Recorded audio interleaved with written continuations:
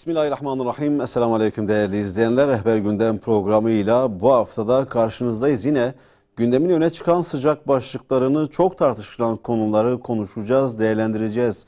Ne var gündemde peki? Seçim düzenleme kanununda, seçim kanununda yeni bir düzenleme var. O meclis komisyonunda kabul edildi. Genel kurula geldi. Genel kurulda görüşülecek. Seçim kanununda yapılması planlanan düzenleme günlerdir tartışılıyor. Özellikle de seçim barajı meselesiyle ilgili tartışmalar yoğunlaşıyor. Bu yeni düzenlemenin detaylarını konuşacağız. Bununla birlikte iş gündeme dair önemli başlıklar da var. Özellikle de ekonomi başlıkları, ekonomiye dair son gelişmeleri, hayat pahalılığı, artan hayat pahalılığını da yine konuşacağız. Karma eğitim. Bu da son günlerin önemli konularından biri. Çünkü Bursa'da bir okulda okul müdürü öğrenci düzenini değiştirdiği için açığa alındı. Kız ve erkek öğrencileri sınıflarda ayırdığı için, velilerin talebiyle ayırdığı için görevden alındı. Bu konu tekrar Türkiye'nin gündemine oturdu. Bu konuyu da değerlendireceğiz. Dış gündeme dair de yine öne çıkan başlıklar var. Rusya-Ukrayna arasındaki savaş hali, Türkiye-Siyonist rejim ilişkileri, Cumhurbaşkanı Erdoğan NATO zirvesi sonrası dönüşte uçakta gazetecilerin sorularını yanıtladı. Siyonist rejimin sözde Başbakanı Bennett'ın da Türkiye'ye gelme ihtimali olduğunu söyledi. Yine bu bağlamda Türkiye-Siyonist rejim arasındaki ilişkiler, bu yakınlaşmanın nasıl neticeler doğuracağına dair gelişmeleri takip ediyoruz. Bu konu da gündem maddeleri arasında yer alacak. Tabii Avrupa'da artan İslam düşmanlığı da var. Kanada'da bir camiye yönelik saldırı girişimi vardı. Fransa'da camilerin kapatılması süreci devam ediyor. Tüm bu başlıklar ve daha fazlasını konuşacağız. Stüdyoda önemli ve değerli bir konuğum var. Hüdapar Siyasi İşler Başkanı Hüseyin Yılmaz. Hüseyin Bey, yayınımıza hoş geldiniz. Hoş bulduk. Size ve izleyicilerimize hayırlı akşamlar diliyorum. Sağ olun, teşekkürler. Kısaca gündemin öne çıkan başlıklarını özetlemeye çalıştım. Hepsini konuşmaya çalışacağız. Sorularım olacak. Tabii günlerdir konuşuluyor. Zamanımız yetmiyor. Evet, biraz öyle oluyor. Gündem yoğun, sıcak başlıklar var. Özellikle de son haftalarda konuşulan en önemli konu seçim kanununda ve bazı kanunlarda yapılması planlanan değişiklik. Komisyondan geçti. En fazla göze çarpan yeni düzenlemede seçim barajı meselesiydi. Özellikle de meclis dışındaki partiler barajın kaldırılmasını istiyordu. Ki daha önceki yıllarda da gerek muhalefette olanlar, gerek de muhalefetten sonra iktidar görenler seçim barajı konusunda çok vaatlerde bulunmuşlardı. Barajın kaldırılmasına veya minimize edilmesine dair. Seçim barajı %7'ye indiriliyor. %10'dan sizin de eleştirileriniz var. Buyurun. Evet. Bismillahirrahmanirrahim.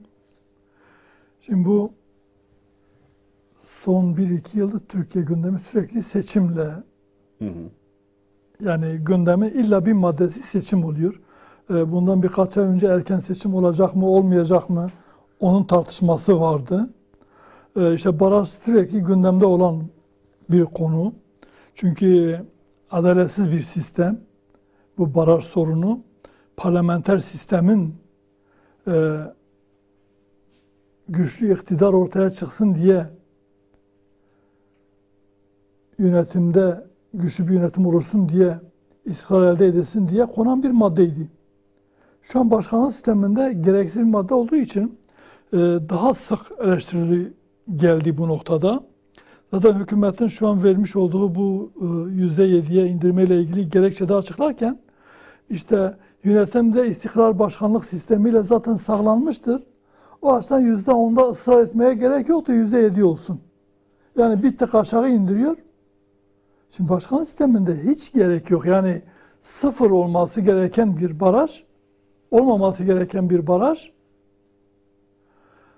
Bu dahi biraz da meclise avantaj elde etmek için güçlü partilerin mecliste çoğunluğu, yani iktidar olan, hükümeti kuran partinin de mecliste de çoğunluğu elde etmesi için uygulanan bir baraj şu an. Yani hem yürütmeyi elinde bulunduracak hem de yasamayı. Böyle olunca da işte sistem tıkanıyor ve sıkıntılar yaşanıyor. Şimdi yeni düzenlemeye baktığımızda evet yani ölümü gösterip sıtmaya razı etme diye bir deyim vardır. Burada onu gösterdiler. Yıllarca %10 barajdan aşağı düşülmedi. Şu an %7 lütufmuş gibi. %7 iki parti anlaştı ve %7 olarak baraj getirildi. %7'yi getirme sebebi de farklı yorumlar var. Bu yorumlardan belki gündemde en çok tutulanı, en çok makbul olarak görülen iktidarın küçük ortağının baraj sorunu yaşadığı, %10'u aşamayacağı ve sıkıntı yaşayacağı, ki geç ittifak olduğu için aşabilecek ama fakat bir prestij meselesi bir de o var yani. Barajı AK Parti sayesinde aşmış olmak istemiyor. O açıdan MHP'nin teklifiydi %7. Sayın Başkan, şimdi şu eleştiri de yapılıyor, katkı olsun diye söylemek istiyorum. Zaten Cumhurbaşkanlığı hükümet sistemi partileri ittifaka mecbur kılıyordu. Şimdi Meclis Başkanı da geçtiğimiz günlerde yapmış olduğu açıklamada şunu ifade etti. Bir sorun olmayacak meclis dışındaki partiler için. İttifaka girenler barajı zaten ittifakta oldukları için aşacaklar dedi. Onda sorun yok. Ama Şimdi, şu deniyor ki daha fazla ittifaka mecbur kılınıyor işte partiler. İttifaka şu an farklı. Yani ittifak dışında olanlar barajı aşamayacak. Yeni sistemle farklı versiyonlar ortaya çıktı. Yani ittifakların farklı versiyonu ve de ittifakların Cumhurbaşkanlığı seçimi dışında, yani Cumhurbaşkanlığında ittifak edip de ortak adayı belirleme noktasında ittifakların cazip bir yönü fazla kalmıyor artık. Sadece barajı geçmiş, eğer ittifak %7'yi geçerse ittifakın içindeki bütün partiler barajı geçmiş olacak. Fakat barajı geçtiği halde hiçbiri tek bir milletvekili çıkaramayabilecek. O sıkıntıyla şu an karşı karşıya. Yani biraz baştan almak lazım. Önceki sistemde bir ittifak getirildi, formülü bulundu. İşte çünkü tek başına hiçbir parti %50 artı biri bulamıyor. Bulamadığı için daha önce parlamenter sistem döneminde seçimden sonra oluşan koalisyonlar, ittifaklar seçimin öncesine alındı. Değişen bir şey yok fazla. Öncesine alındı ve böylece bazı partiler bir araya gelerek hem ortak Cumhurbaşkanı adayı çıkarma noktasında bir ittifak oluşturdular. Hem de meclise girmeyle ilgili mecliste de avantaj elde etmek için ittifak yoluna girildi. Önceki getirilen seçim kanunundaki yapılan değişikliklerde. Önceki seçim kanununda, yani şu an değiştirilen maddelerde, değiştirmeden önceki halinde ittifakı oluşturan partilerin herhangi birine verilen oy ittifaka verilmiş sayıldığı için o ittifakın oyuydu. Dolayısıyla ittifakta yani yer alıp da %1 oy alan bir parti dahi %10'luk baraja takılmadan barajı geçmiş sayılıyordu. Seçim barajını ittifak geçtiği için o da geçmiş sayılıyordu. Bir de bu eski maddenin eski şeklinde artık oylar dediğimiz oylar var. Yani bu bölge barajı olarak nitelendirilen nispi temsil sistemindeki DOHONT uygulamasında ittifak bir parti kabul ediliyordu ve bir parti kabul edildiği için diğer ittifaklardan ve de ittifaksız seçime giren partilere karşı bir avantaj elde ediyordu. Nasıl bir avantaj elde ediyordu? İttifakın almış olduğu oy tek bir partinin aldığı oy gibi kabul ediliyordu. Dolayısıyla oradaki milletvekili dağılımında, nispi temsil sistemindeki o dağılımda avantajlı duruma geçiyordu. Yani artık öyle diyelim, orada 305 oyla, 500 oyla veyahut da 1000-2000 oyla ittifak bir milletvekili fazladan çıkarabiliyordu. Evet. Yani küçük ortağın, yani ittifakta yer alan küçük partilerden bir tanesi ya da yeterli oy olmayan, seçmen tarafından fazla tercih edilmeyen bir parti dahi orada yer aldığında onun almış olduğu birkaç bin oy ile ittifak fazla bir milletvekili çıkarabiliyordu. Ya da ittifaktaki büyük partinin, yani oyların çoğunluğu alan partinin o milletvekili bölünmesinde, yani sistemi kurarken yani önce 1'e bölünüyor. En çok alan partinin oyu, sonra 2'ye, sonra 3'e, sonra 4'e. Ona göre bakılıyor yani en çok oyu hangi parti almış, hangi şeydir. Yani o bölümlerde Evet. partinin aldığı oy oranı hangisine yetişiyorsa o milletvekili çıkarıyor. Yani ona yazılıyor. Hı hı. Yani burada sistemi şu an anlatmaya gerek yok çünkü vaktimiz o kadar yok. Böyle olunca büyük partiden, iktidarın büyük ortağından, ittifakın büyük ortağından elde edilen birkaç binlik oyla normal şartlarda ittifakta olmasaydı milletvekili çıkaramayacak olan parti o da bir milletvekili çıkarabiliyordu. Evet. Yani diyelim bir sistemde 3 milletvekilini A ittifakı alıyordu eski sistemde. Diğer kalanları da diyelim işte eğer 5 milletvekillik bir il ise diğer ikisini ona göre diğer ittifak veyahut da diğer partilere kalıyordu. Şu anki sistemde ittifak sadece barajı geçme noktasında bir avantaj var. Barajı geçmeyle ilgili %'lik barajı eğer o ittifaktaki partiler aşarsa barajı aşmış olacak ama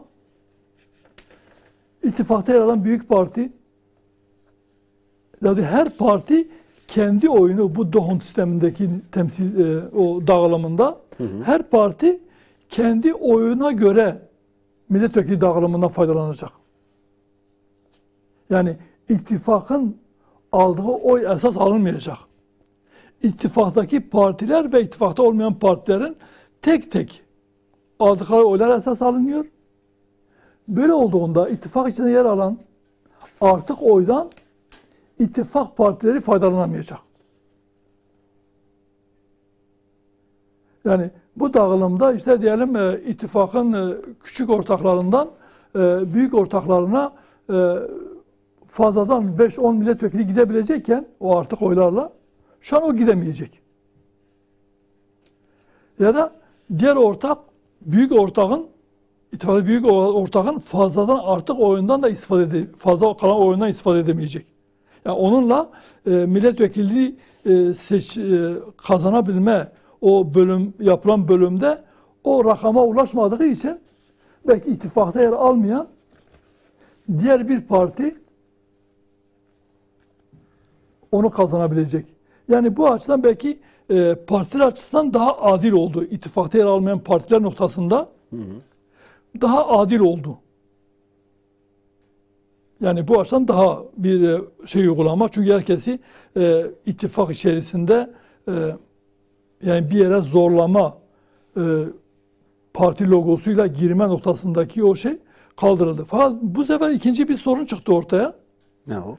Yani evet barajı açtı ama hiçbir milletvekili çıkaramama riskiyle karşı karşıya bazı partiler. Yani hiçbir ilde yeterli çoğunluğu saklayamadı. %5'lik bir oya sahip oldu. Bununla diyelim ittifaktan dolayı barajı da geçti. Ama yani bu il bazındaki seçim bölgesi bazında yapılan oy dağılımında yeterli sayıya ulaşmadığı için yapılan bölümde hiçbir milletvekili çıkaramayabilecek. Yani büyük partinin oyundan istifade edip milletvekili çıkarma ihtimali kalmadı. Böyle bir durumda da partilerin büyük partinin listesinden girme mecburiyeti ya da oraya zorlama durumu bu durumla karşı karşıya kalınıyor. Yani bir nevi Türkiye sanki biraz daha bu tip şeyle iki partili, iki kutuplu bir siyasete İki ittifaklı mı, iki parti? İki ittifaklı, iki ittifaklı, iki kutuplu bir siyasete itiliyor. Diyelim işte şeydeki demokratlarla Amerika Cumhuriyetçiler gibi. Türkiye'de işte Cumhur İttifakı ile Millet İttifakı gibi. Yani illa bir yere konumlanması gerekir gibi bir şeyde ya da üçüncü bir ittifak baraj açma durumu varsa yani böyle bir yani küçük partiler için seçilmenin garanti olabilmesi için illaki bir partinin listesinden girme mecburiyeti hasıl oluyor. Hangi şartlarda? Çalışma yürüttükleri illerin hiçbirinde eğer ağırlıkları söz konusu değilse. Evet. Ama ağırlıkların olduğu yerlerde yani ittifak yer aldığında barajı geçtiği için ağırlıkların olduğu yerlerde, illerde birer, ikişer, üçer tane belki birden fazla ilde ağırlığı varsa o nispete ulaşınca o yeterli sayıya ulaştığı vakit bölümlerde yapılan bölünmede çıkarabilecek. Böyle bir durum var ama birçok parti içinde o olamayacak. Dediğim gibi belki Türkiye geneli %4-5 alacak ama hiçbir ilde oyları tamam dağınık olduğu için Milletvekili çıkamayacak. Çıkarmama tehlikesiyle karşı karşıya. Yani ittifakın öncesi ve sonrası avantaj ve dezavantajı bu. Zorladığı şey bu. Zaten başkanlık için ittifak zorunlu. İlla birileri bir ittifakta yer almış olacak. Ama meclise girmek için de ikinci bir şekilde ya aynı ittifak ya da farklı bir ittifak kurmak zorunda barajı aşabilmek için. Barajı aşarsa bile ittifak bu şartlarda milletvekili çıkarmama tehlikesiyle karşı karşıya kalabiliyor. Bunu aşmanın yolu olarak da sistem illa mecliste yer almak isteyen partiler için baraj sorunu yaşamayan partilerden birisinin listesinden girmeye zorlayacak. Şu an bu durumda yani diyelim Millet İttifakı'nın kendine göre farklı altılı bir masa hani kurulmuştu. Şu an o masadaki birçok partinin bir avantajı kalmadı. Belki ortak bir cumhurbaşkanı adayı ortaya çıkarırlarsa o noktada bir faydası olacak. Ama kendileri için milletvekili çıkarmama riski söz konusu. Özellikle yeni partiler için. Yeni partiler için evet. Yani ittifakta yer alan o diğer partiler için. Yani ya da diğer orada şu an söz konusu olmayan şu an seçime girmeye yeterli olan 24 parti var. Evet. YSK'nın açıkladığı listeye göre 24 parti var. Ve bu partilerin hiçbiri ya bir listeden girecek Bir partiye dahil olup girecek. Evet. Ya da seçilememe riskini barajı aşıp seçilememe riskine göze alarak bir ittifak oluşturup ya bir ittifakta yer alacak. Oyunu artırmaya bakacak. Belki o bir oyu artma durumu olabilir. Çünkü seçmende şöyle bir endişe var. İşte ben şu partiye oy verirsem barajı geçemez. Milletvekili çıkaramaz. O zaman oyun boşa gider. İşte A gelmesin. O zaman oyun B partisine gitsin. Ama aslında gönlündeki C partisi. Böyle bir durum söz konusu. İşte ittifaklarda baraj sorunu yaşanmazsa belki bu işte kıyasla istemediği üçüncü bir partiye oy veren seçmen kendi partisine oy verebilir. Oyunu artırabilir çünkü barajı geçme durumu var. Böyle bir durum da söz Tüm bu konusu. tartışmaları yaşamamak için, tüm bunları konuşmamak için, temsilde adaletin de sağlanması için barajın kaldırılması en Barajın sağlıklı yol. Sıfır olması lazım. Ki nitekim Türkiye'de geçmişte uygulanmış. Barajsız nispi temsil uygulanmış. Birçok %2 alan partiler dahi 10-11 vekille 10 vekil civarında vekil çıkarabilmiş ve meclise gidebilmişler. Barajın olmadığı, Önemli. barajsız dohont uygulandığında buna girebilmişlerdir. Peki. Türkiye uygulamasında bu var. Bir diğer şey, şimdi dedik ya, partilerin önünü kesen... Toparlayalım o konuyu. Evet. Başkan ondan sonra sanki başlıklara geçelim. Şimdi bir diğeri grup meclise seçime girebilmek için mecliste grubunun olma şartı kaldırıldı. Onun yerine normalde olan illerin yarısına, yani teşkilatlanmış olma, 41 ilde teşkilatlanmış olma şartı getirildi. İlk teklifte üst üste 2 defadan fazla il ve büyük kongresi ihmal etmiş olmamak koşulu da eklenmişti ona. Bu komisyondan geçen şeklinde ise üst üste kelimesi çıkarıldı oradan. 2 defadan fazla ihmal etmemiş olmak, kongresini, il veya büyük kongrelerini ihmal etmemiş olacak diye öyle bir düzenleme yapıldı. Seçim kurullarıyla ilgili bir diğeri var. Daha önce seçim kurulları en kıdemli olan üye seçim kurulu başkanı oluyordu. Şu an seçimle gelecek. Kendi aralarında kura çekilerek kuraya tabi olacaklar. Öyle bir düzenleme yapıldı. Bir de mahalli seçimlerde de seçmenlerin nerede oy kullanacağıyla ilgili de bir yıllık bir düzenleme yapılmıştı. İlk kanun teklifinin ilk şeklinde. Seçmen transferini önlemek için. Şu an komisyondan geçen haliyle 3 ay öncesine getirildi. Bir diğer düzenleme, daha önce eğer bu adres naklinden dolayı seçmen kaydı silindiği vakit hiçbir yerde oy kullanamıyordu. Şu anki haliyle en son geçerli olan adresinde oyunu kullanabilecek. Yani oy kullanmama riski kaldırılmış olacak böylece. Yani özetle bunlar da böyle yani. Peki o zaman Sayın Başkan, iş gündemin diğer başlığına geçelim. Geçtiğimiz günlerde Bursa'da bir olay yaşanmıştı. 2 gün önceydi. Siz de muhakkak takip etmişsinizdir. Öğrenci velilerinin bir talebi olmuştu. 8. sınıf öğrencilerinden bahsediyoruz. Öğrencilerin oturma düzenini değiştirelim diye. Okul müdürü de bu talebi karşılamış ve kız ve erkek öğrencilerin oturma düzenini değiştirmiş, öğrencileri ayırmıştı. Evet. Fakat bu art niyetli kişiler tarafından farklı bir algı operasyonu yürütülerek gündeme getirildi ve okul müdürünün görevden almasına kadar gitti iş. Konu tekrar karma eğitim meselesinin sorunu gündeme getirdi. Bu konuyu nasıl değerlendirirsiniz? Artık yani bu çağda hala bu nedenle görevden alınan okul müdürleri var. Kamuoyunun beklentisi çok daha fazla karma eğitime dair. Ben açık söyleyeyim. Eğer Hüdapar iktidarda olmuş olsaydı, evet, veyahut da Milli Eğitim Bakanlığı Hüdapar'da olmuş olsaydı, o okul müdürünü görevden alan o bakanı görevden alırdık. Evet. Çünkü hiçbir yasal düzenleme bu konuda, yani kız çocuklarını ayrı, erkek çocuklarını ayrı oturtun diye sınıfta hiçbir mecburiyet ve de yasal düzenleme yok.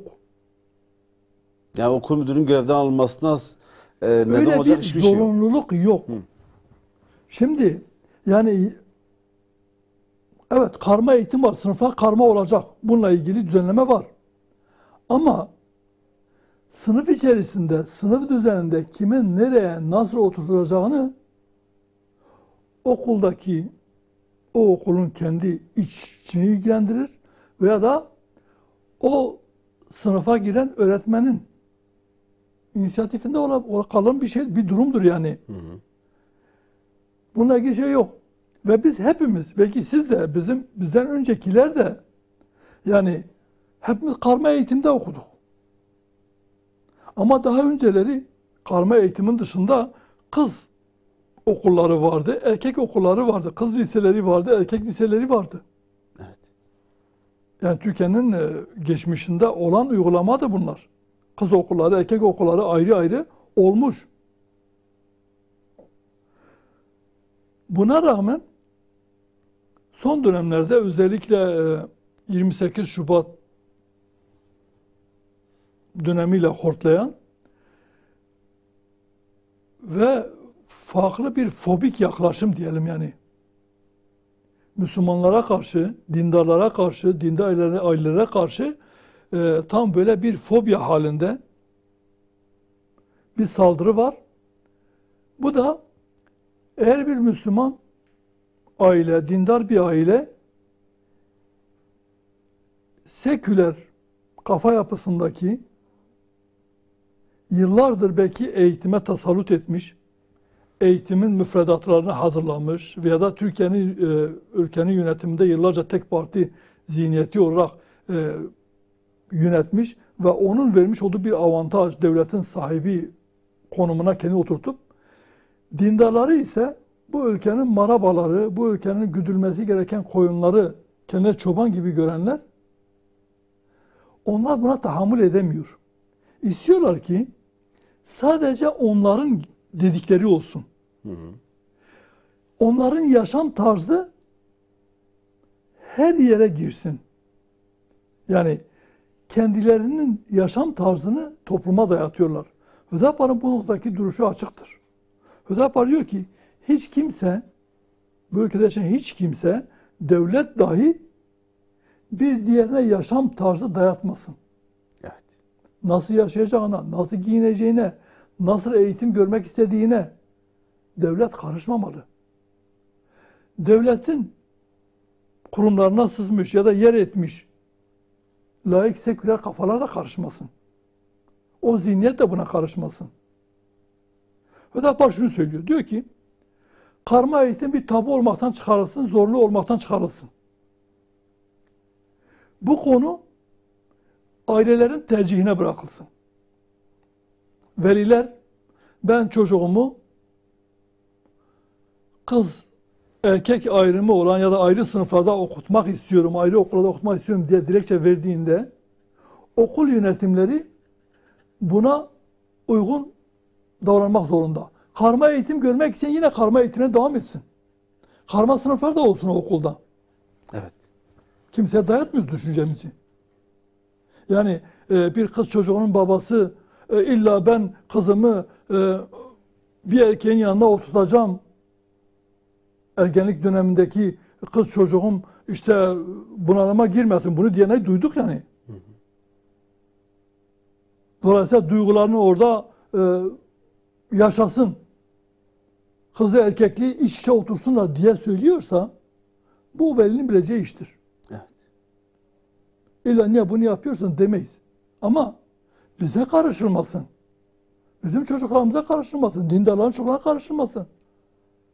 Aileler bu örnekte de olduğu gibi, Bursa'daki bu okuldaki durumda olduğu gibi aileler çocuklarının karışık oturtulmasını istememişler. Evet. Ve hepimiz, başta dedim ya, karma eğitimde büyüdük ama ilkokul, ortaokul, lise, kız erkek ayrı oturuyorduk. Ayrı oturduk. Büyük ihtimal sizde de öyleydi. Evet, evet. Yani buna karşı çıkan şahısların okuduğu dönemde onlar da öyle okumuşlardır. Kızlar ön sıralarda, değil mi? Hepsi ön sıralardaydı. Erkekler arka sıralarda. Şimdi bazıları kafa bulandırmak için efendim diyor bu yapılan işte bir işte kadın düşmanlığıdır. İşte kadın erkek ayrımcılığıdır. Efendim o yüzden işte kız erkek ayrı oturması yani yan yana oturması lazım ki bu ayrımcılık olmasın. Bilakis ayrımcılığa uğrayan biri varsa erkeklerdir. Kızlar ön sırada hocayı en yakın dinleyebilecek olan tahtaya en yakın. Erkekler de arka sıralarda sesin de ulaşmadığı belki o kalabalık sınıf ortamını düşünürseniz. Öyle bir ortamda şey yapıyorlar. Yani eğer şeyde burada bir pozitif ayrımcılık vardır. Kız öğrencilere karşı. Ve şu an yani dünyadaki örneklerine baktığımızda da yapılan bilimsel çalışmalarda da kız ve erkek ayrı okumanın eğitime katkısının yüksek olduğunu, başarı derecesini artırdığını şu an dünya bunu kabul ediyor. Japonya'da kız erkek ayrı üniversitelerin kurulması gündemde ve onun çalışmasını yapıyor. İngiltere'de şu an onun da çalışması yapılıyor ve İngiltere'de de yapılan çalışmalarda ayrı okuyan kız ve erkek öğrenciler ayrı okuluca hem kızlar hem erkeklerin başarısının arttığını, yani okula eğitime gitmiş bu insanlar. Evet. Eğitim alıyor orada. Topluma faydalı olacak bir şey öğrenmeye gidiyor. Yoksa yani okul kafe değildir. Okul bar pavyon değildir. Okul bir eğitim kurumudur. Ve o eğitim kurumunda da eğitim alınır. Öyle bir hale getirdiler ki Her açıdan. Eskiden öğretmenlerin bir ağırlığı vardı. Geçen yine bir şey yansıdı. Öğrenci öğretmenle dalga geçiyor resmen. Bir de videoya çekip paylaşıyor. Böyle bir terbiyesizlik yaşanıyor. Öğretmene karşı. Niye? Bizim çünkü eğitim sistemimiz, müfredatımız artık ona diyor ki, öğretmene diyor ki sen öğrenciye karışmayacaksın. Öğrenciyle arkadaş olacaksın. Hatta bırakın o öğrenci, şu anki sistem ya da bakış açısı, özellikle batıdan bize dayatılan anlayışa baktığımızda, o anlayışta yani kız erkek ayrımını ortadan kaldıracak. Artı ebeveyn ilişkisini ortadan kaldıracak. Ebeveyn çocuk ilişkisini ortadan kaldıracak. Bir sistem öneriyor. Diyor ki siz çocuğunuzla arkadaş olun. Anne baba, anne babadır. Çocuk çocuktur. Anne baba çocuğuyla arkadaş olduğunda ne çocuk üzerinde eğitici bir rolü kalır, ne çocuk üzerinde bir otoritesi kalır. Öğretmen için de öyle. Öğretmen diyor ki siz bir şekilde arkadaş olacaksınız öğrencilerle, çocuklarla. Böyle olunca çocuklar çok. Bir de o yüzden haşarı ister istemez, yani bir enerji var çocuklarda. Bunu bir şekilde boşaltması lazım.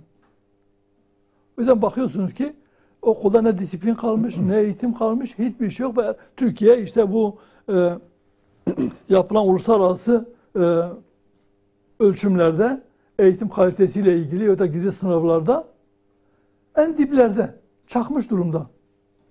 Niye? Çünkü eğitim olarak bir şey veremiyorsun. Öğretmene bir şey vermesi engelliyorsun. Çünkü öğretmen öğretmesi lazım. Eğitimcidir. Eğitmesi lazım. Diyor eğitmeyin, sadece çocuğa bilgi yükleyin. Çocuğa işte dersini ver, gitsin. Bir oyun eğlence gibi ver, tamam. Bu da bir farklı bir yöntem ama fakat işin dozajı kaçtığı vakit, bir de işin içinde yani asıl niyet farklı olunca hem bu karma eğitimle ilgili hem de diğer konularla ilgili asıl niyet farklı. Asıl niyet toplumun ifsad edileceği, ahlaki yapının çökeceği, dini değerlerin çökeceği bir toplum istiyorlar. Aile yapısının yok olduğu bir toplum istiyorlar. Ve bunu dayatıyorlar. Evet, Türkiye diyelim kamuoyunun baskısıyla işte Cumhurbaşkanı İstanbul Sözleşmesi'nden çıktı. Teorik olarak oradan çıktık ama pratiği yaşıyor.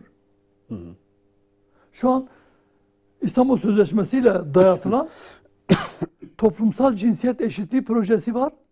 Ve şu an bütün kamu kurumlarında halen buna göre gidiyor. Eğitimde toplumsal cinsiyet eşitliği diye bir şey var. ETÇE projesi. Ve o halen yürürlükte, halen çalışıyor.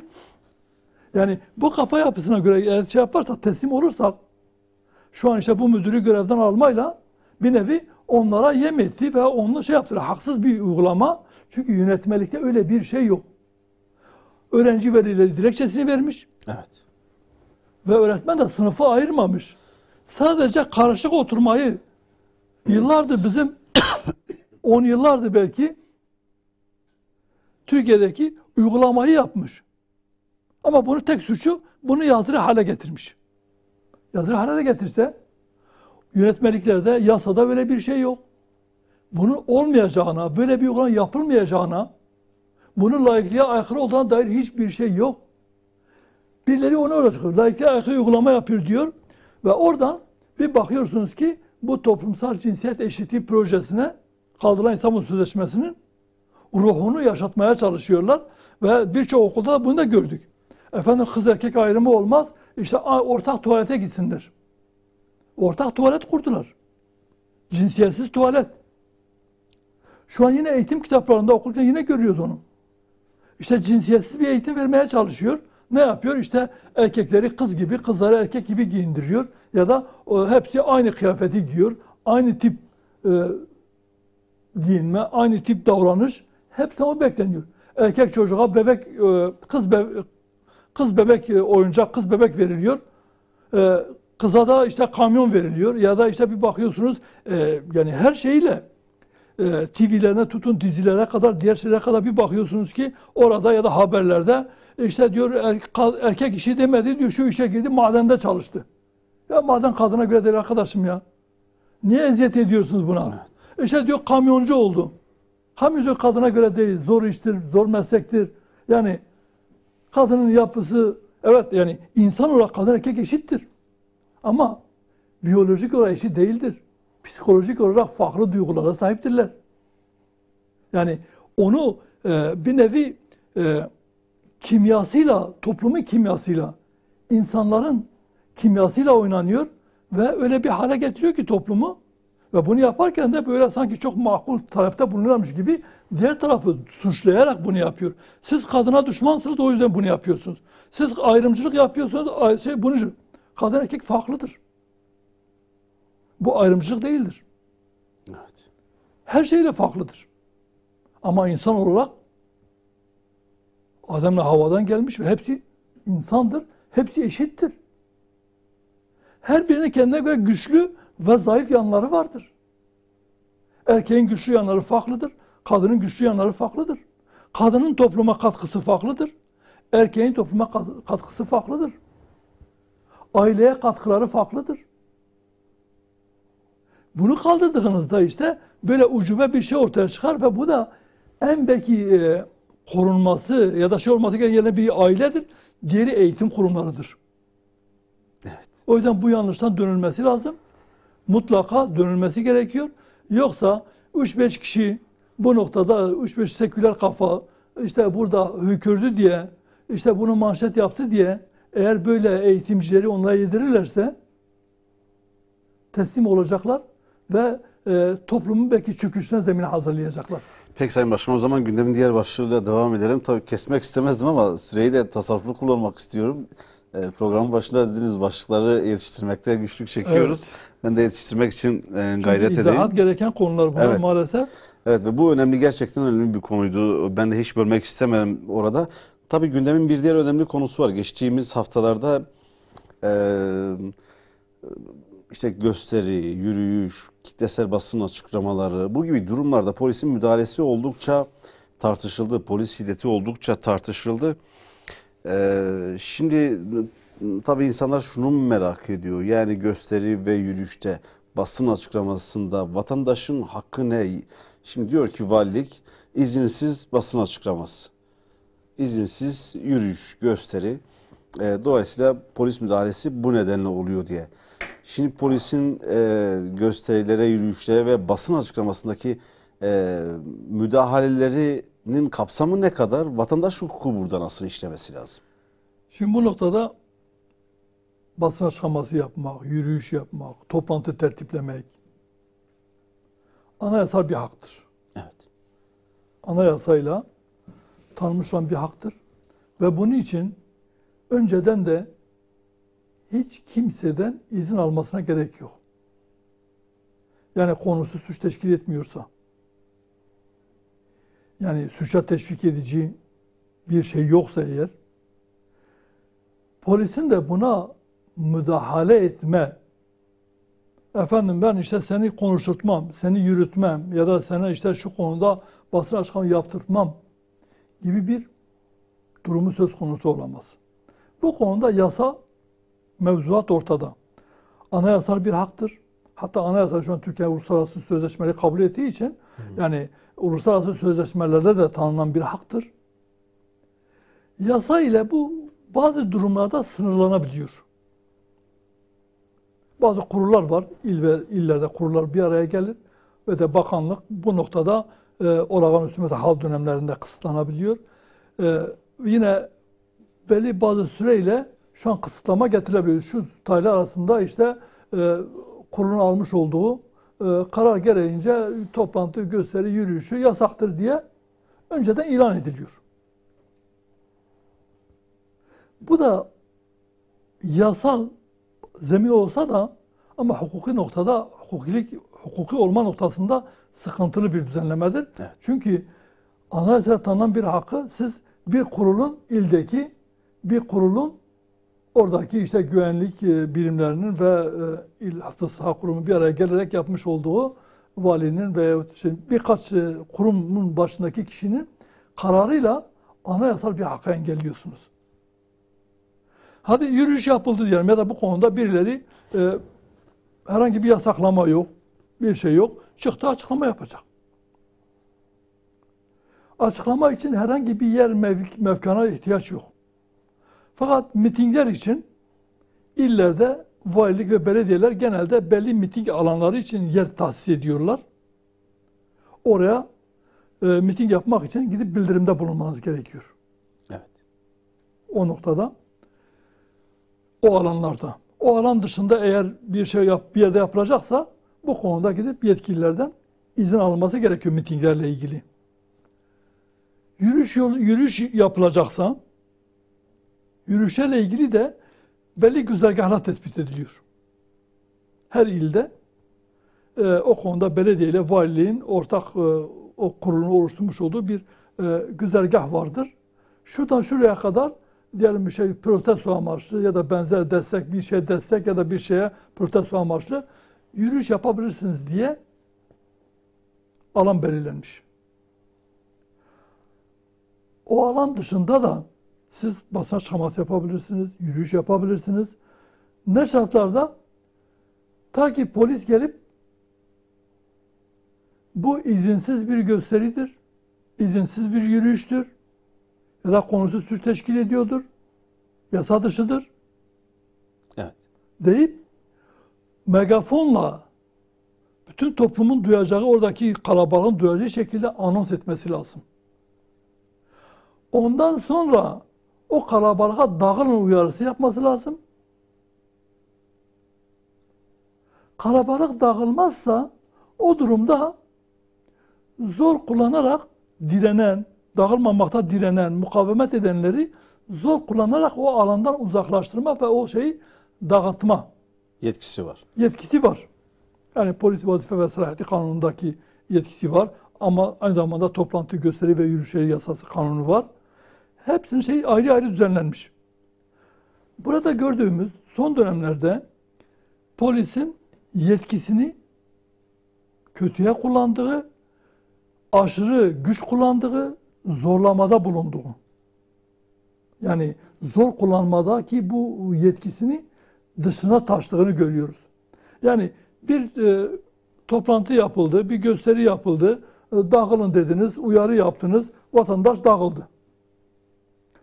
Dağılıp gitmekte olan bir vatandaşın siz kovalayarak, peşinden giderek onu darp edemezsiniz. Bu suçtur. Ya da mukavemet göstermeyen, size direnmeyen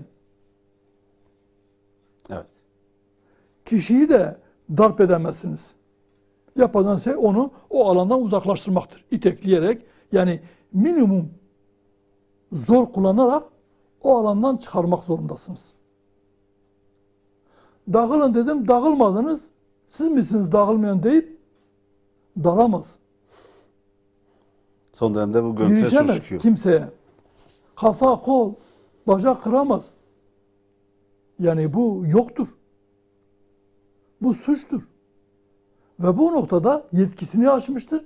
Yetkisini aşan kolluk görevlisi hakkında da yasal işlemin yapılması lazım.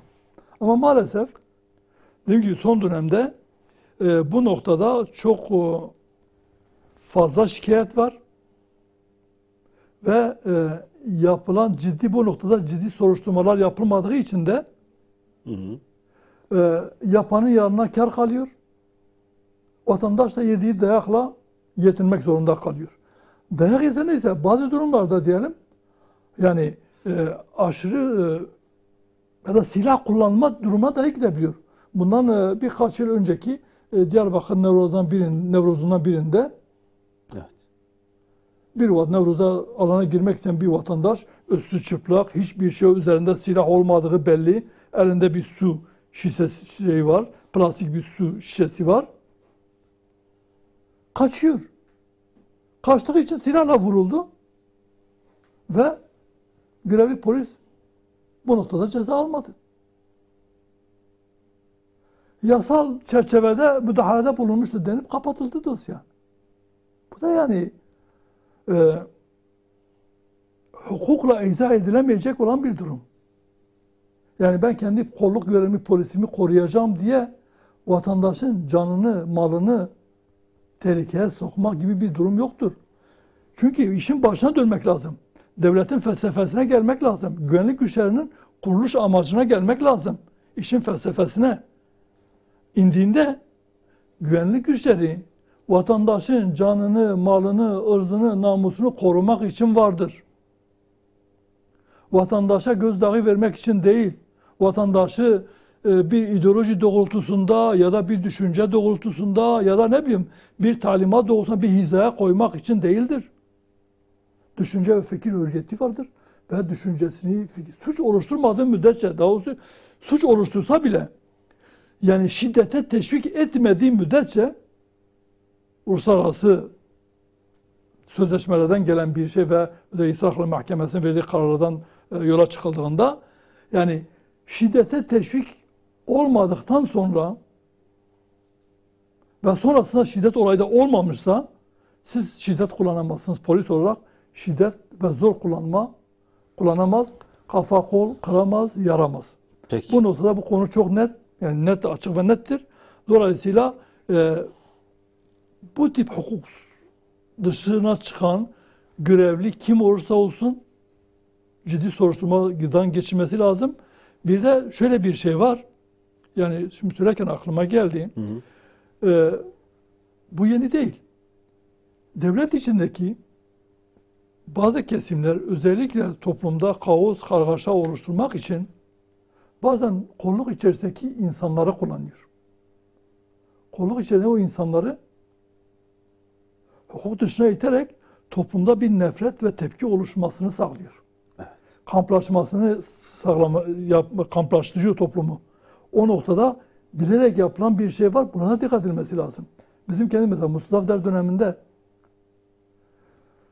2011 öncesi parti kurmadan önceki dönemde başkanlık yaptı mesela Mustafa Der döneminde Adana'da benzer şekilde birçok provokatif müdahaleye maruz kaldık. Yani özellikle Adana gibi bazı yerlerde bir damar var orada. Sürekli bir şekilde toplumu geriyor. Toplumu hukuk dışına çıkıyorlar ve toplumu da hukuk dışına itmeye çalışıyor. Sivil toplum kuruluşlarını da o noktaya itmeye çalışıyor. Yani o dönemde de müdahale etmiyordu olaylara. Olayların çıkmasına göz yumuyordu. Vatandaşa, hakkını arayan vatandaşa müdahale ediyordu. 6-7 Ekim sürecinde çok. 6-8 Ekim döneminde de aynı şekilde gitmedi. Yani toplumun kamplaşmasına bir nevi zemin hazırlıyor. Bu noktada yetkisini aşan, görevini yerine getirmeyen kolluk görevlisi kim olursa olsun hepsi hakkında soruşturma açılması lazım. Ve hepsi hakkında yasal işlem yapılarak hukuk önünde hesap vermesi sağlanacak ki hukuk devleti olunabilsin. Çünkü yasal devleti ile kanun devleti ile hukuk devleti farklı şeylerdir. Bir şey yasal olabilir. Devlet, kanun bir şey diyelim polise yetki vermiş olabilir. Yasal olarak bir yetki vermiş olabilir. Ama hukuki olmayabilir. Bürokrasideki bir duruma yasal yetki vermiş olabilir. Hukuki olmayabilir. Hukuk daha geniştir. Ve uyulması gereken olan hukuki kurallardır. Hukuktur. Yani yasalar da hukuk çerçevesinde olması lazım. Peki. Hukuka uygun olması lazım. Hukuk da inanca, toplumun ahlakına, örfüne ve inancına aykırı olmaması lazım. Ona uygun hareket etmesi lazım. İnsan onuruna, şerefine, haysiyetine riayet etmesi lazım. Peki Sayın Başkan. Hele söz konusu eğer bayanlarsa şiddet kullanmayan bayanlarsa, söz konusu tesettürlü bayanlarsa burada çok daha şiddetle tepki gösterilmesi lazım ve üzerine gidilmesi lazım. Bu noktada bakanlık gerekli soruşturmayı sonuna kadar götürmesi lazım. Yani A şahsı, B şahsı, sivil toplum kuruluşu farkı gözetmeyecek. Kim olursa olsun. Tasvip edilen bir yapı olur ya da olmaz. Fiile bakarsınız. Evet. Orada hukuk dışına çıkılmışsa birileri yani belki bu grubun şahsında İslami giyimden bayanların tesettürüne olan belki düşmanlığını dile getiriyorsa bu daha vahimdir ve bunun üzerine daha fazla gidilmesi lazım ki 28 Şubatlar bir daha yaşanmasın. Peki çok teşekkürler. Sayın Başkan, kısa bir ara verelim. Aradan sonra inşallah devam edeceğiz tekrar. Değerli izleyenler, saat başında tekrar buradayız. Değerli izleyenler, kısa bir aradan sonra saat başında tekrar birlikteyiz. Haftanın öne çıkan konularını, gündemin ilk başlıklarını konuşuyoruz. Ekranlarını yeni açanlar için hatırlatayım. Stüdyoda değerli bir konuğum var. Hüdapar Siyasi İşler Başkanı Sayın Hüseyin Yılmaz. Hüseyin Bey, tabii biz gösteri, yürüyüş ve basın açıklamalarındaki hak hukuk meselesini konuştuk ama bir konu daha var. Hukuki olarak konuşulması gereken bir konu. Malum bu kadına yönelik şiddete dair yeni bir düzenleme yapılıyor. Kadına yönelik şiddeti önlemeye dair. Burada iyi hal indirimi kaldırılıyor. Bu da son günlerin en çok konuşulan başlıkları arasında yer alıyor. Bu iyi hal indirimi meselesine siz nasıl bakıyorsunuz? Şimdi iyi hal yasal bir haktır. Yani kanunen her mahkum için tanınan ve mahkemede hakimler, yani yargılamayı yapan hakimler şahsın tutumuna, duruşuna, yaptığı eylemden, o fiilden dolayı pişmanlık duyup duymadığına, ileride bir daha suç işleyip işlemeyeceğine, yani o noktada onun psikolojisine bakarak verilen cezayla suç arasında bir bağlantı kurur ve iyi hal indirimi subjektiftir. Her olayda ayrı ayrı, yani her şahıs için şahsa özgüdür, bireye özgüdür. Evet. Her olayda ayrı ayrı değerlendirilir ve değerlendirilmesi gereken bir durumdur. Ama siz bunu toptancı bir yaklaşımla deseniz ki, işte şu an yapılmak istenen düzenleme o, ben kadına yönelik şiddeti önleyemiyorum, şiddet devam ediyor. Dikkat edin, cezalar artırıldıkça şiddet daha çok artıyor.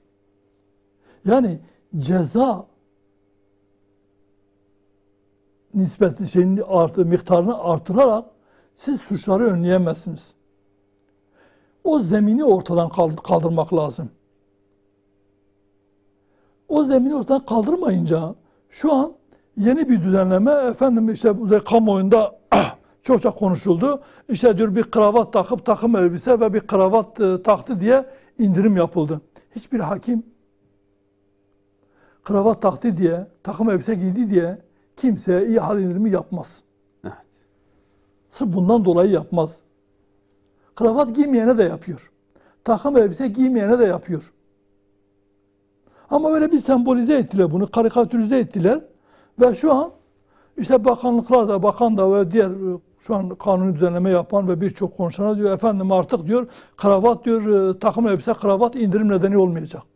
Zaten kravat ve indirim nedeni değildir. Bundan dolayı şu an eğer mağdur kadınsa, kadına şiddetle ilgili bir suç varsa iyi hali tamamen ortadan kaldırmayı düşünüyorlar. Bu yanlış bir şeydir. Aynısını aile namus cinayetlerinde de yaptılar. Baskıyla namus cinayetlerinde de iyi hal indirimini ortadan kaldırdılar. Yani bir kişi kendi ailesiyle ilgili... Pişmanlık da duysa iyi hal indirimi alıyor. Tabii. Ailesiyle ilgili bir durum söz konusu ise, namusla alakalı bir durum söz ve bundan dolayı cinayet işlemek zorunda kalmışsa bu noktada iyi hal indirimini kaldırıyor. Kardeş, anne, baba bunlar arasındaki bu şeylerde hem cezayı ağırlaştırdılar. Eski TCK'da namus dolayısıyla cinayet işlenmişse bu bir indirim sebebiydi. Çünkü bir tahrik kabul ediliyordu. Toplumun genel içerisinde ağır bir tahrikti bu. Evet. Ve o şartlar altında işlenmişti deyip indirim uygulanıyor. Hem tahrik indirimi hem iyi hal. İkisini de kaldırdılar. Dolayısıyla bu yanlış bir uygulama olur. Sırf kadına şiddete karşı olmuş diye subjektif değerlendirilmesi lazım. Takdirini yasayla değil mahkemeye bırakacak. Hakim her olayda kendisi bunu değerlendirecek Bu şahıs pişman mı değil mi? Hangi şartlar altında bu cinayeti işledi ya da bu suçu işledi? Bu darp olayını ve yaralama olayını gerçekleştirdi. Her olayla özgür olarak değerlendirir. Ona göre ihale indirimi uygulayıp uygulamayacağını ya da cezayı alt sınırdan mı verecek, üst sınırdan mı verecek? Hakimin takdirinde olması gereken bir şeydir. Siz yasayla şu suçlarda üst sınırdan ceza verilir, şu suçlarda ihale indirimi yapılmaz dediğiniz vakit bu yargıya müdahaledir. Bu hakimin takdir yetkisine müdahaledir ve belki hukukla oynamadır. Hukuki bir cinayet olur. Peki Sayın Başkan, ekonomi gündemi. Halkın öncelikli gündemi ekonomi aslında. Hayat pahalı, artan hayat pahalı. Ramazan öncesindeyiz. Ramazana kısa bir süre kaldı. Neredeyse yaklaşık bir hafta var Ramazan ayına. Ancak Ramazan ayına girmeden önce her yıl yaşadığımız sorunu tekrar yaşıyoruz. Arda arda gelen zamlar var. Son olarak et ve süt ürünlerine gelen zamlar, et ve süt kurumunun yapmış olduğu zam, %48'lik bir zamdan söz ediyoruz. Bu kamuoyunun büyük tepkisini çekti. Sonra et ve süt kurumu başkanı bir açıklama yaptı. O açıklama zamlardan daha fazla tepki çekti. Bu zamlar nasıl durdurulacak? Bu kamuoyunun tepkisini nasıl değerlendiriyorsunuz? Özellikle son et ve süt kurumunun yapmış olduğu o büyük zamdan sonra. Maalesef bunun Ramazan öncesinden gelmesi, yani hükümet açısından büyük bir eksiklik. Yani buna müdahale edip, çünkü nihayetinde bir devlet kurumudur, buna müdahale edip en azından evet girdiler arttı, şu arttı, bu arttı diye, şu an mesela normal et balık kurumu dışındaki, et süt ürünleri dışındaki şeylerde de, yani kurum dışındaki kasaplar da zam yaptı. Fakat girdiği maliyeti yüksek olduğundan dolayı diyor ki biz zam yaptık. Bu zamları yani temennimiz, belki şeyimiz Ramazan sonrasına bırakmalarıydı. Çünkü Ramazan'ı en azından vatandaş rahat bir şekilde Ramazan'ı geçirebilsin, evine bir lokma et girebilsin. Evet. Ramazan'ı biraz daha rahat geçirebilsin diye bir avantaj sağlanması lazım. Hükümetin belki bu noktada sübvanse etmesi lazım, bu noktada müdahale etmesi lazım. Bir şekilde buna müdahale etmesi gerekiyordu. Yani insanlar kuyrukta diye zam yapılmaz değil mi? Yani zaten o başlı başına bir garabet. Yani orada sanki bilerek bu şahıs vatandaşın aklıyla dalga geçiyor. Hatta belki yani toplumu galeyana getirici bir söz bu aslında. Yani bu noktada et ve süt kurumundan diyelim et ve diğer ihtiyacını gideren vatandaşa hakaret olduğu gibi biraz da hükümete de aslında burada bir şey var, yani hükümeti de vatandaşa karşı karşıya getiriyor. Yani bu tip memurlarınız varsa, bu tip kurumlardaki yetkiniz varsa, vatandaşın halinden anlamayan, efendim bir de keyfi bir zammış gibi gösteriliyor böyle olunca. Kuyrukları azaltmak için bunu yaptık. Yani ihtiyacımız zam yapmayabilirdik ama kuyruk çok olduğu için zam yapalım da azalsın. Bu hem vatandaşın akla dalga geçmedir, hem de hükümetin ayağına vurmaktır. İktidarın ayağına vurmaktır. İktidar bu tip memurları olduğu müddetçe düşmana ihtiyacı yok. Evet. Bir diğer konu, bakıyorsunuz ki mesela yine Ramazan öncesi hükümet bir açıklama yapıyor ya da iktidar bir açıklama yapıyor. Şu konuda diyor mesela diyelim hayat pahalılığını bitireceğiz. Geçen Cumhurbaşkanı açıklama yaptı. Ardından hemen bir bakıyorsunuz ki birkaç ürüne, hem kamu kurumu olsun, özel sektör olsun, hemen bir bakıyorsunuz zam gelmeye başladı. Hatırlarsanız bu şey öncesi öyle olmuştu. Bu dolar, dövizle ilgili, altınla ilgili Cumhurbaşkanı her konuştuğunda, her açıklama yaptığında ya da bakan her açıklama yaptığında döviz fırlıyordu, katlanıyordu ya da zam geliyordu yani bu bazı şeylere. Şimdi aynı şekilde bakıyordu yine öyle yani. Geçen bir açıklama yapıldı, ardından hemen peş peşe zamlar. Yani o zaman iktidar ya gücü yetmiyor bunlara ya da çıkıp böyle açıklama yapmasın yani. Olumsuz etkiliyor Olumsuz etkiliyor. Birileri iktidara rağmen iktidarın ayağına vuruyor ve iktidar da bunları ya baş edemiyor veyahut da bunlarla mücadele etmiyor. Stokçular var. Evet, o mesele de önemli. Evet. Şimdi stokçulara baktığımızda her gün haberleri şu an duyuyoruz. İşte şeker zamlandı, bakıyorsunuz ki stokta binlerce ton şeker. Rafta olmayan depoda. Evet. Yağ zamlandı, yağ yok depoda. Binlerce ton. Yani birkaç teneke olsa diyeceğiz neyse. Binlerce. Ha bu durumda para cezaları veriliyor. Para cezaları da caydırıcı değil. İstediğiniz kadar kağıt üzerinde şey yazın, ceza o makbuzuna yazın. Şu kadar ceza kestim. Ödemiyor ki şirket. Bekletiyor onu.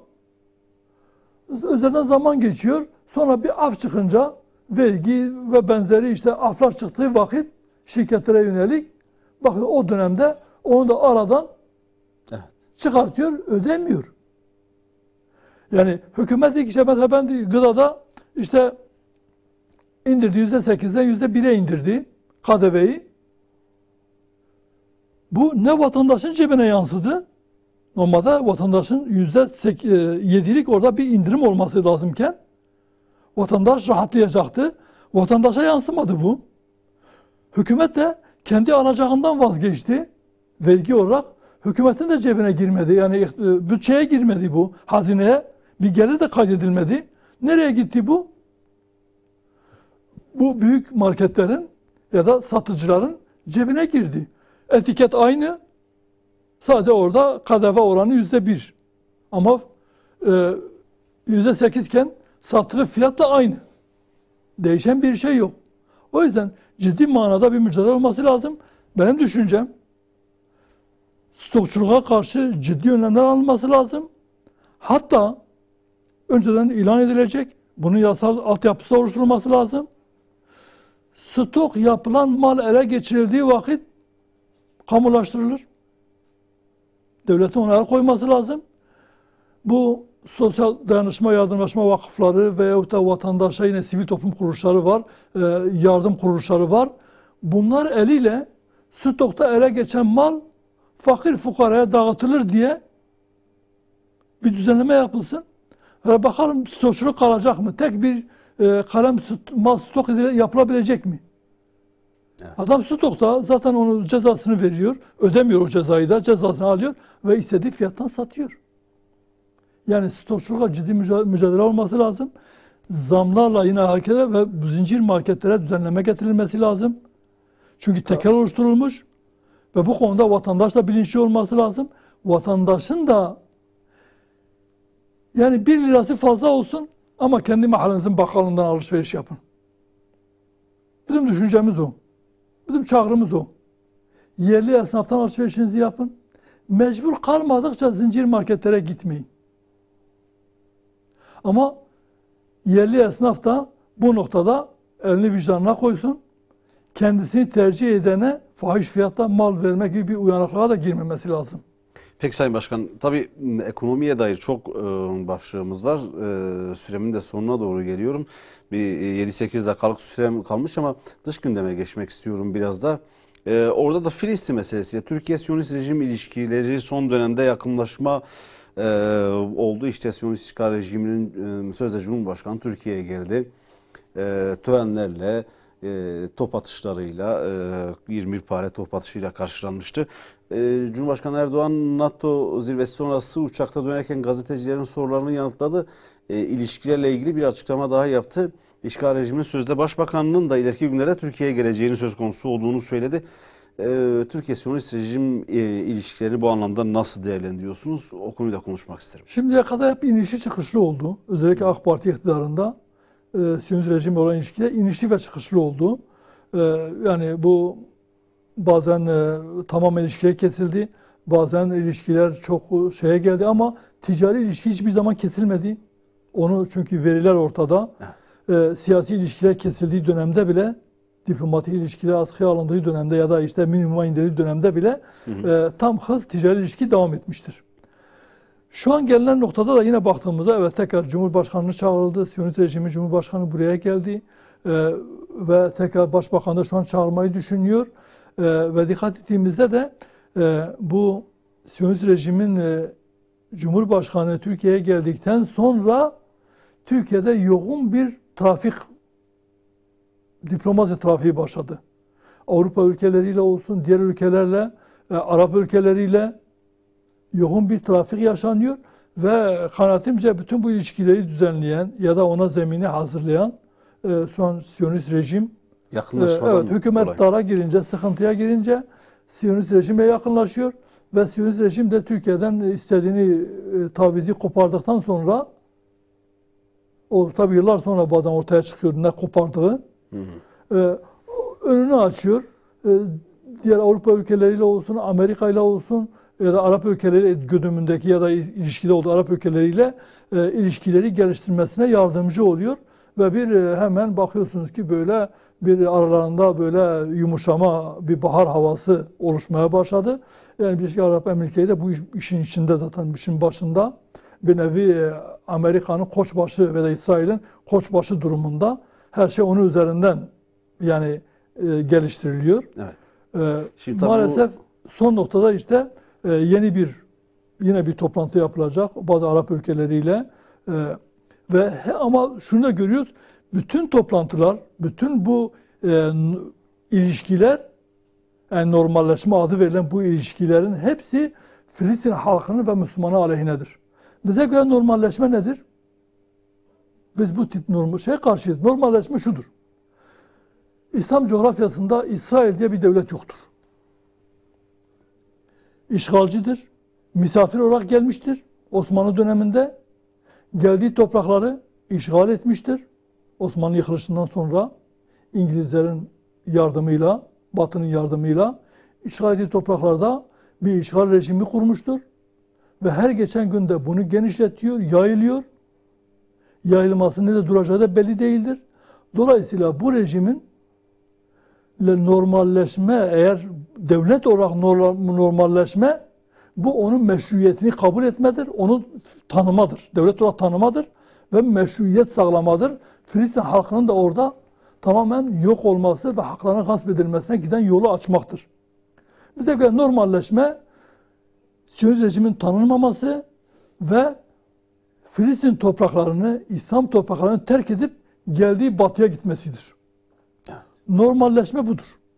Normalleşme onu devlet olarak tanımamaktır. Normalleşme onu oradan çıkarmaktır. Onunla ilişki geliştirmek, onunla devletmiş gibi muamele etmek değildir.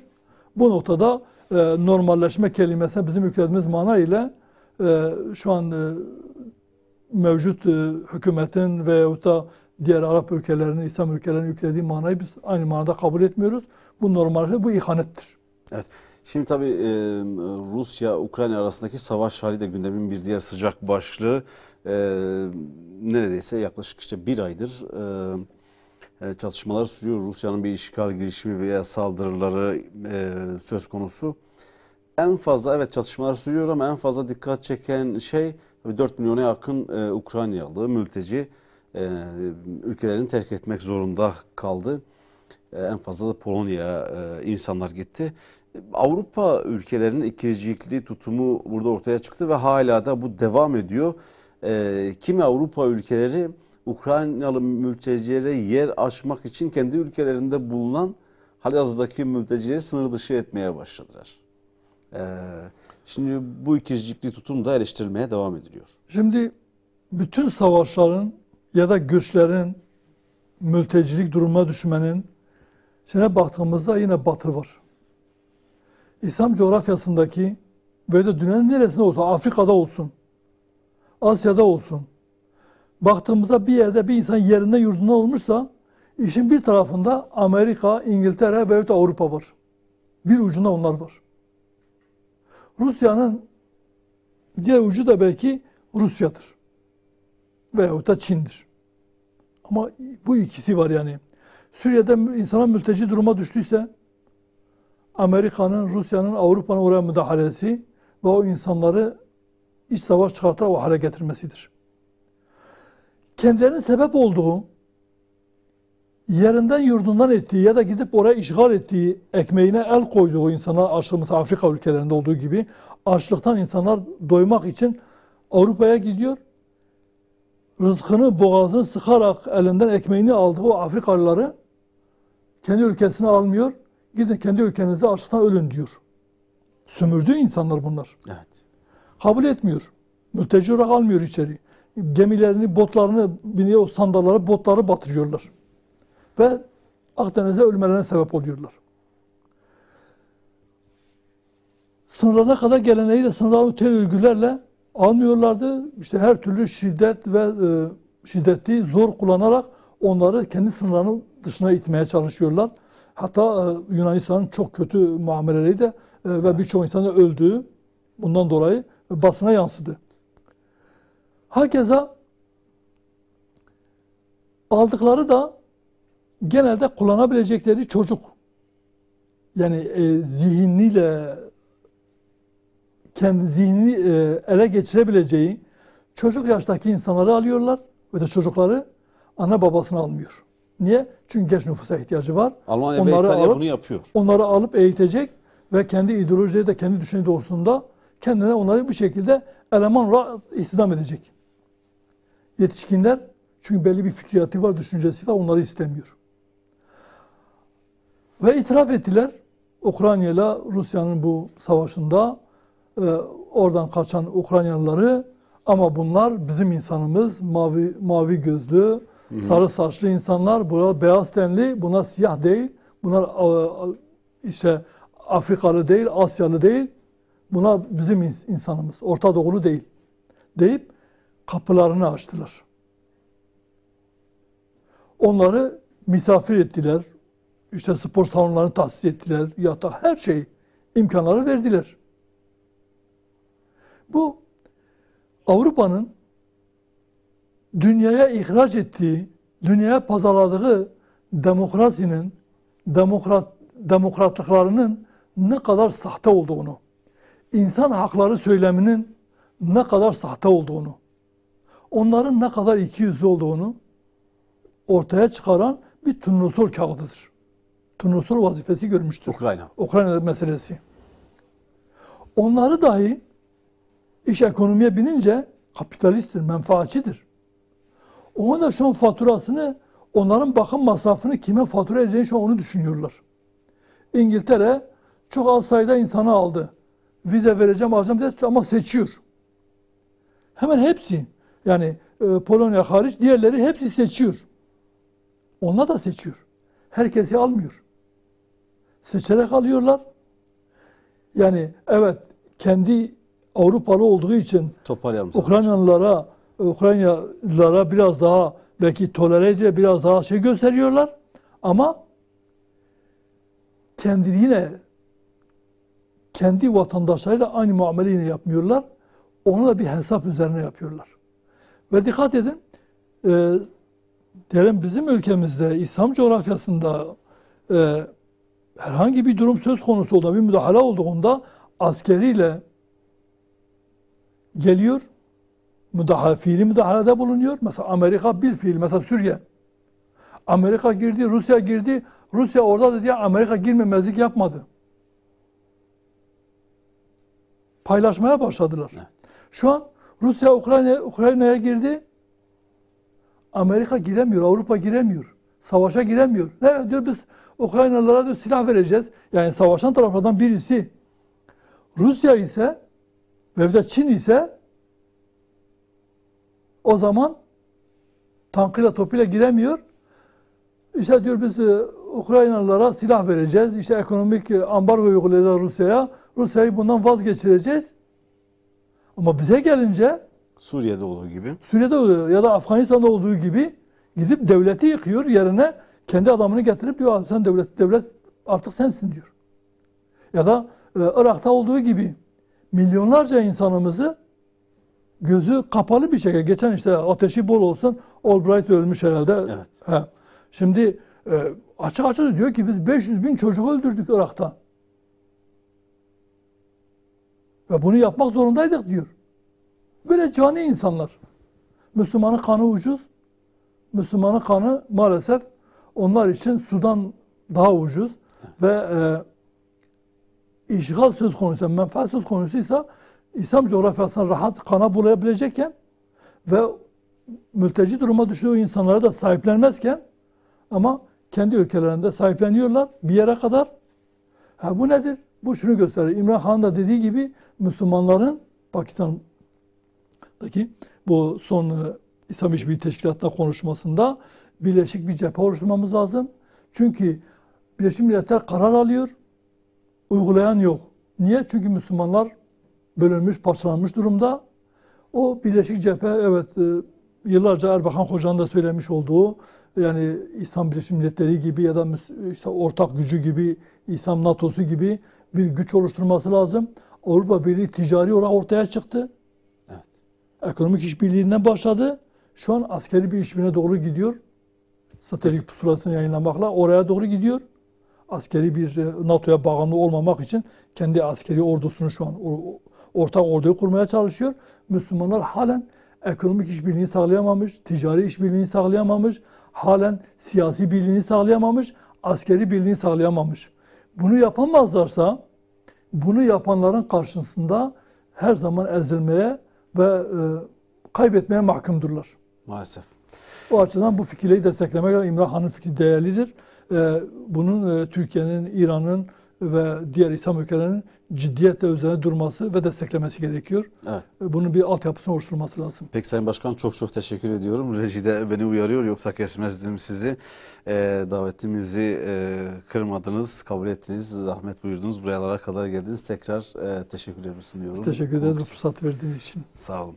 Değerli izleyenler, bu akşam da Rehber Gündem'in sonuna geldik. Gündemin öne çıkan başlıklarını olabildiğince konuşmaya çalıştık. Hüdapar Siyasi İşler Başkanı Sayın Hüseyin Yılmaz konuğumuzdu. Önümüzdeki hafta Rehber Gündem'de farklı bir konuk ve konu başlıklarıyla tekrar karşınızda olmak umuduyla Allah'a emanet olun.